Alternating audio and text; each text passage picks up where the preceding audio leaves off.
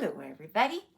Bigfoot Cinderella by Tony Johnston and James Warhola is kind of a fun little book. Bigfoot Cinderella. Another Cinderella story. Hey, Samoa, do you like Cinderella? Whew. Okay. Once upon a time in the old growth forest, a band of Bigfoots lived. Bigfoot? Really? An enormous snag towered above the other trees close to their camp.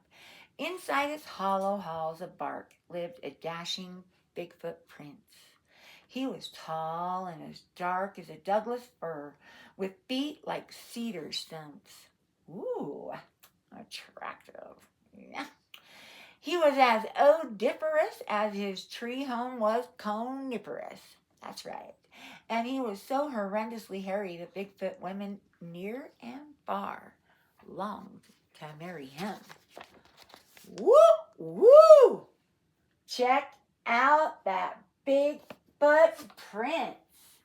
Look at that, boys. Do you want to look like that when you grow up? Kazimoto, do you want to look like that? High five. Yeah, you do. Whenever they saw him lurching along, they blocked his path like dead balls. They draped wildflowers around themselves. They batted their matted eyelashes. That's right, to stun him into love. But the prince loved nature best. No pick flowers, he bellowed at them in a voice as rough as bark. No pick flowers. Oh, he didn't like that they were picking the flowers. They should leave them alone. In this place, there lived a Bigfoot woman and her 3 daughters. Well, really only 2 were hers, right? The third was a stepchild. The daughters were puny little things with dinky feet, almost furless as Bigfoots go, and as sour as little green berries they were. Yes, as green berries. Ooh! They spent their days bathing and picking their teeth with fish bones and sleeking their fur with pine cones. For fun, they threw rocks at spotted owls. Oh, no, they didn't. The stepdaughter was just the opposite. Nearly as woolly as a mammoth, golden as a banana slug, and with feet like log canoes. She loved nature and would harm no creature. Okay, let's check this out. Can you tell which one is the stepdaughter? Look at them throwing those rocks at the owls. Look here, Cosmo. Look at them throw stones at that owl. That is just wrong. I'm sorry, but there comes a point where I just say, not cool. Her stepsisters despised her, and they made her work. Although her name was Ella, they roared at her so much that everybody called her Rella. Rella, fix fire. Rella, catch fish. They forced her to comb her fur and stick wildflowers in it. If she tugged them out, they put back twice as many. Wow. In spite of this primping, Rella was sooty from the fire and stinking with fish. So they teased her like stinging mosquitoes. You beast, they laughed and held their noses. You positively reek, okay? You absolutely are a freak. And then they bathed her a lot in the creek. Eek! Rude. I don't know about these people. Are you liking these sisters? I don't know, Wilson. Are you liking the sisters? What about you, Kazimoto? Are you sister approved? One morning, Rella went to the river to get supper, and she fished all day. She tossed her catch onto the bank in a silvery pile, and suddenly a grizzly bear appeared. He seemed hungry. Rella was bigger than the bear, so she could have shooed him away, but she was too kind. She let him have the fish. Oh. When she shambled home empty-handed, her stepsisters rubbed their bellies and bellowed, "Food! Food! Food!" They forced her to fish all night. That was very kind of her, though, wasn't it? So, Rella is a very nice Rella. Now, every year, the Bigfoot Prince gave a great fun fest. There were gifts and food and games like Jump the Fire, Bear Cave Hide and Seek, and Hurl the Hemlock.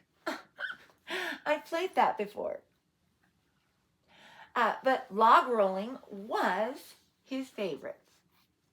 This year, whichever woman rolled the prince off a log and into the river would become his wife. Ooh. Rella's puny sisters hoped to dunk the prince. When me snag putrid furball prince, me rule whole tree place, yelled the older one. Me pick all flower, the young one grinned. Then they bellowed together, "Power! Power! Power!" Wow. So they smoothed their pitiful fur, then spruced up with wildflowers, and wearing fine bark clogs to grip the log, they clumped down to the festival. "Me go too?" Rella hollered after them. She adored sweat, and she liked to win at games. Her sisters hooted so hard they fell down. "You stay. Catch plenty of fish. We need Prince." Well, I'll be. Kazimoto, they said she has to stay. Wilson, do you think it's fair for her to stay? Kazimoto. How Rella longed to go. Sadly, she stared at the river. She saw a fish jump. She made a wish on the fish. "Me wish to go to Fun Fest. Me wish dunk Prince." "Heartfelt wish is true wish," growled the gruff voice. "And so you go." What? What gruff voice? From where? Where did the gruff voice come from, guys? Where did it come from? Did you hear the gruff voice? Rella spun around, and she was staring at a bear, the very one she had given a fish to. "Yes." "Who are you?" she asked. "Me, your berry godfather." Uh-huh. Yeah. Rella was overjoyed and then underjoyed. She mumbled, "Me got no bark clogs to keep on log. Feet's too big." "No be bug brain," snorted her godfather. He swiped the air with a paw. Whoop! And then instantly an enormous pair of clogs appeared, and Rella tried them on. They fit perfectly. Then the grizzly waved a paw over her, and poof! The wildflowers she wore were dust. He patted and matted her fur, and it tangled like the very forest floor. Remember, that's a good thing, because the prince, if you recall, does not like to see the pretty wildflowers in everybody's hair. Oh, well, she needs to show some appreciation, right? So what does she do? She gives him a big old hug. She boomed, "Thanks," and gives him a crushing hug. "Be back sundown," he warned, "or you be like the sisters make you. No furry and smelly, but plenty flowery." Rella wasn't worried. She had lots of time. She skipped off, shaking the whole forest as she went. Can you imagine the forest just going boom, boom, boom, boom, boom, as she walks through the forest? Hey, do you see the forest going boom, boom, boom? Right, Kazimoto? At the fun fest, there were Bigfoot women from every clan. The games had begun. One by one, the women leaped onto a log where the prince crouched, ready to go. One by one, he dumped them into the river. He dumped them into the river. Rella's stepsisters hated games, but to catch the prince, they would do anything, even give logs a twirl. And they hoped a good drenching might even wash off his stench. Because, woo! You know what I'm saying? But they never got the chance. When their turn came, the prince saw their wildflower chains and glowered. That means he gave him a bad, nasty look. He tossed them into the water, snarling, "No picked flowers!" If you recall, boys, he doesn't like it.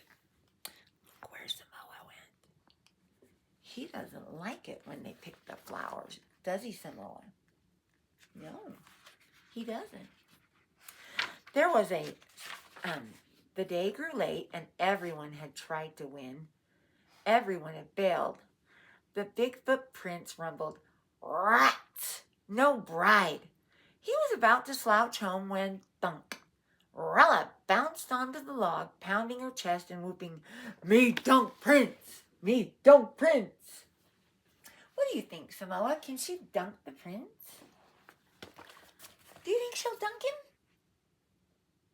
Dunk the prince! Dunk, dunk the prince! I hope she dunks the prince.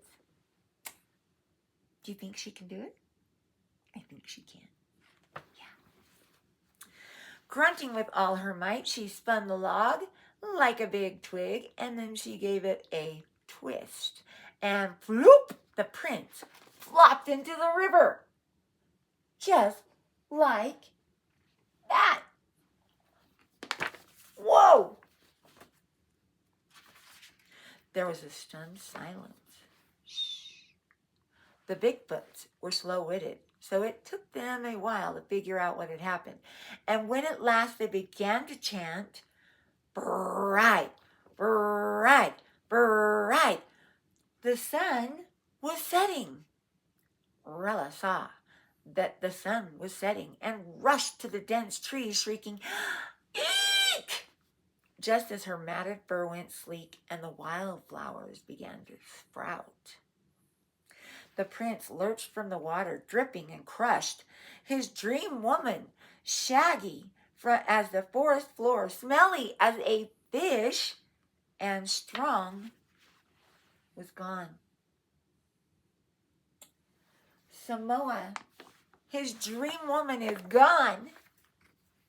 Scratching his craggy head, he slumped down on a boulder. Drat, drat, drat. He gnashed his mossy teeth. Where'd my stinking beauty go? Then he saw one big bark clog, hers. Now perhaps, maybe, he could find his princess. The prince shuffled from snag to snag, cave to cave, lugging the lost clog. But through all the Bigfoot women, even though all of them tried it on, it was too large for anyone. Nobody had the size feet of Rella. The moment he reached Rella's cave, her stepmother and stepsisters pounced on the prince, wrestled the clog from him, and jumped into it eagerly. Their feet were so small they all fit, all three of them, all at once. I guess he could marry all three of them. Ooh. Then Rella bounded up, saying, "Me try, me try. Me, me, me, me, me." She did, and her foot bit the clog like a seed in a pod. When she pulled out its mate, the Bigfoot Prince knew he had found his bride. Oh, he thumped his chest and roared with joy. The stepsisters roared too. in tantrums, they did. Yeah, they yanked up some wildflowers and saplings, and their mother kicked the prince black and blue. My goodness. Have you heard of sore losers? Whoa. Soon there was a rowdy wedding in the old growth forest. Everyone was invited.